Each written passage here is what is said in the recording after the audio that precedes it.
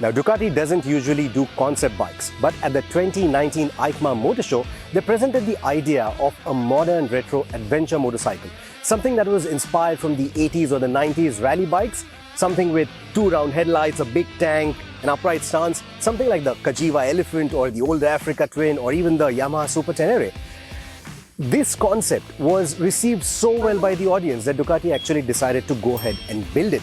But then the pandemic followed, and despite that, the technicians were hard at work to ensure that the model comes out within 3 years of showing off the concept. And it is right here, and we are here to test it out. As you would expect, it doesn't look very different from the concept. They haven't even added any color options. And honestly, I'm not sure if this Ducati would look great in red. The matte white works well for its off-road intent, and the slab sides provide a good canvas for those wanting to put a custom livery on the motorcycle. I know from the photos, the videos, it may look like a very intimidating motorcycle. It may look too large. In fact, the older Africa Twin actually looks smaller than this vehicle. But get astride it and you will feel at home in an instant. Even if you are, say, a fairly new rider upgrading from a smaller motorcycle to your first big adventure tourer, I think the Desert X will feel right at home. It feels compact and ready to hit the rough stuff, irrespective of how decorated a rider you are. The tall seating of 875mm is worrisome for those shorter than 5 feet 5 though.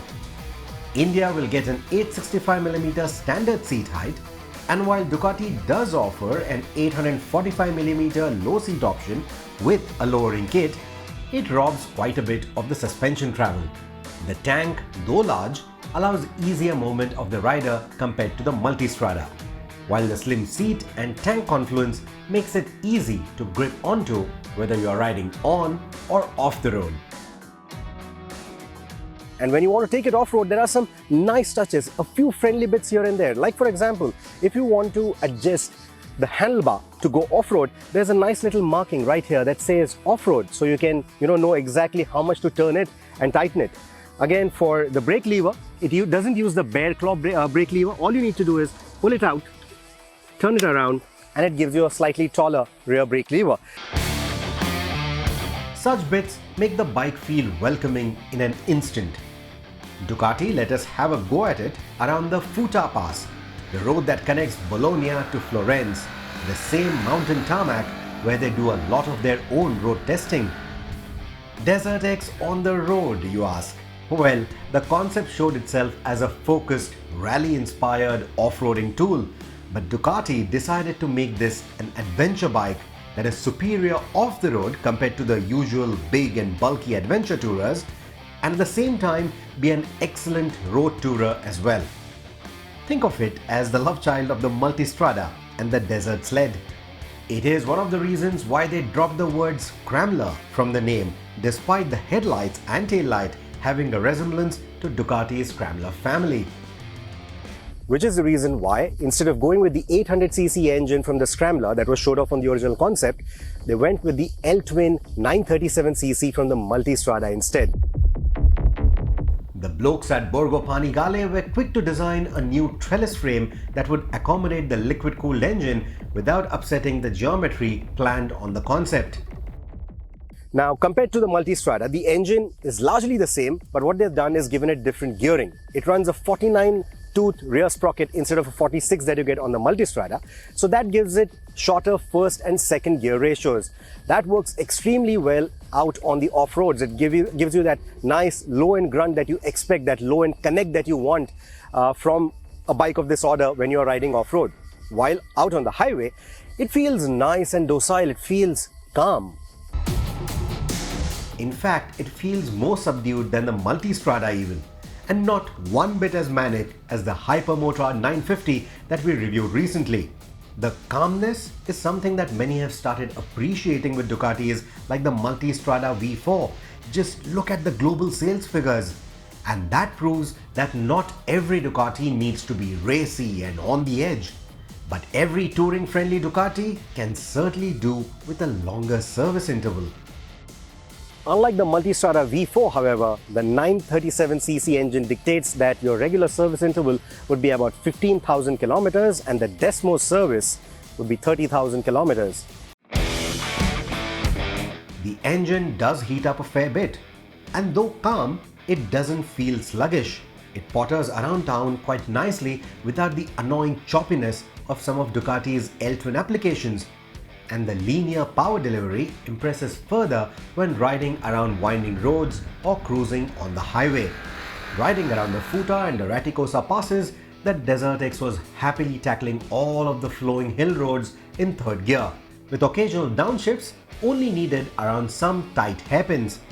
There seems to be no power band as such, and the torque on this application of the 937 seems creamy and evenly spread like a cannoli. It will easily ride into higher triple-digit speeds, but the fixed windscreen may not fit riders of all shapes and sizes.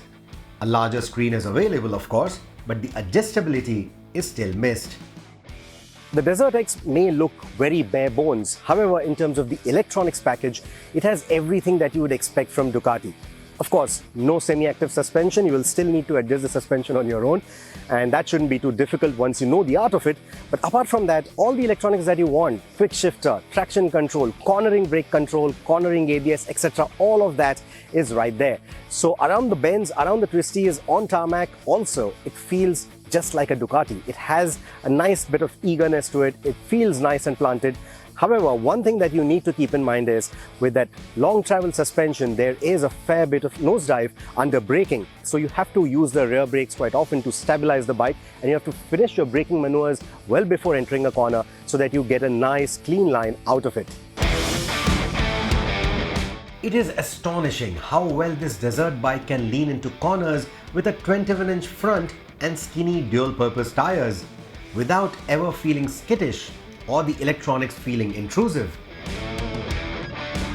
And on the slippery terrain, it doesn't feel as top-heavy as the Multistrada or the Africa Twin, and feels comparable, if not lighter, than the Tiger 900 Rally Pro. While the brakes have a predictable bite, the levers have a spongy feel to them to keep the braking neutral off the road as well. To that effect, the Desert X is the only adventure motorcycle that I've ridden in recent times that allows ABS to be switched off even on the front brake, provided you're riding in the enduro or rally modes. These modes will also change to a rally style layout on the vertical instrumentation. The enduro mode restricts peak power to 75 PS without compromising on the throttle response, so the fun never really dies down unless you're a certain Anthony Meo. And if you are, the rally mode is for you, which goes all out on the power and keeps the ABS and traction control at the bare minimum to ensure at least a basic safety net is in place to keep things in check. It is off the road where you will truly appreciate the weight distribution of the Desert X. It simply doesn't feel like a 220 plus kilo motorcycle and almost feels like a beefed up X-Pulse Rally with plenty of power on tap. There is, of course, an exhaustive accessories list because this is a Ducati after all. So you have racy exhaust, different tires that are homologated with the motorcycle. So you can have all that and spec it up as per your needs. There's also an auxiliary tank, an 8-liter tank that you can add right below the pillion seat. It complements the 21-liter tank that you have in the front. So that's a 29-liter capacity that you're looking at. That is something that will compete with the likes of the Africa Twin Adventure Tourer or even the big GSA. The downside, however, is you can't really be using that for long distance touring because once you have the tank, you cannot have the side panniers. You can only have the top pannier, and then you'll have to probably use saddlebags or something that can go over the tank, over the seat. You'll have to use tailbags of sorts. So that is the only downside to it. The good thing, however, is that the auxiliary tank, the moment the main tank hits reserve, it will simply show you a message on the screen asking you if you want to empty the auxiliary tank fuel into the main tank itself. So you don't really have to do much, just press OK and all that fuel is transferred right here. So I think that's a very thoughtfully done accessory. The Desert X may come across as a garage project and a motorcycle born from Ducati's parts bin, but spend some time with it and you will realize that it is just as focused on its intent as you expect a Ducati to be. It is so good off the road that it is hard to believe that it would be so much fun on tarmac too, and vice versa. But it delivers on both fronts quite unlike any motorcycle of its genre, and that will be its biggest draw.